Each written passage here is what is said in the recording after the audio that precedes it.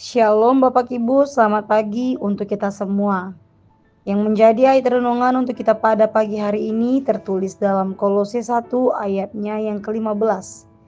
Ia adalah gambar Allah yang tidak kelihatan, yang sulung lebih utama dari segala yang diciptakan. Demikian firman Tuhan. Bapak Ibu yang terkasih, di dalam nama Tuhan kita Yesus Kristus, ayat ini mengarahkan pandangan kita kepada Kristus sebagai gambaran sempurna dari Allah yang tidak terlihat.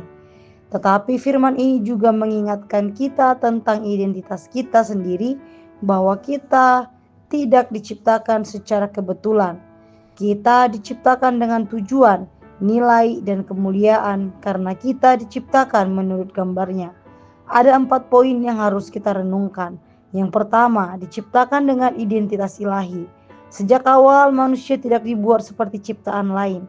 Kita diberi akal budi, hati nurani, kemampuan mengasihi, dan kerinduan akan kebenaran. Semua itu adalah pantulan dari karakter Allah. Artinya, hidup kita memiliki martabat, tidak peduli latar belakang, keadaan, atau kelemahan kita. Nilai kita tidak ditentukan dunia, tetapi oleh pencipta kita. Kalau kita menyadari ini, kita tidak akan memandang diri kita rendah, dan kita juga tidak akan merendahkan orang lain. Setiap manusia membawa jejak gambar Allah. Yang kedua, Kristus menunjukkan gambar yang sempurna. Seringkali gambar Allah dalam diri manusia menjadi kabur karena dosa, luka, dan pilihan yang salah.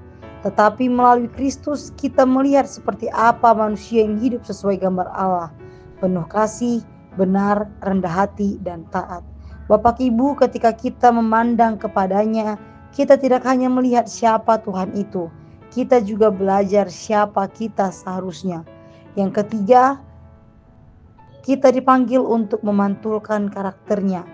Jika kita diciptakan menurut gambarnya, maka hidup kita seharusnya memantulkan sifat-sifatnya. Mengasihi tanpa pilih kasih, mengampuni seperti kita diampuni, hidup dalam kebenaran, menjadi terang di tengah dunia. Gambar Tuhan dalam diri kita bukan hanya status, tetapi itu adalah panggilan hidup.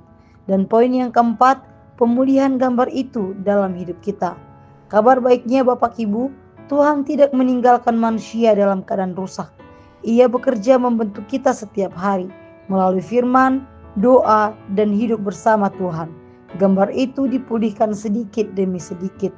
Mungkin ada jemaat hari ini yang merasa tidak berharga, gagal, atau jauh dari Tuhan. Tetapi ingatlah, gambar itu belum hilang. Tuhan masih bekerja membentuk hidup kita semua. Bapak Ibu yang terkasih, kita bukan sekedar ada, kita diciptakan menurut gambarnya. Mari kita hidup dengan kesadaran bahwa kita membawa identitas surgawi. Biarlah hidup kita menjadi pantulan kasih, kebenaran, dan kemuliaan Tuhan di dunia ini. Amin.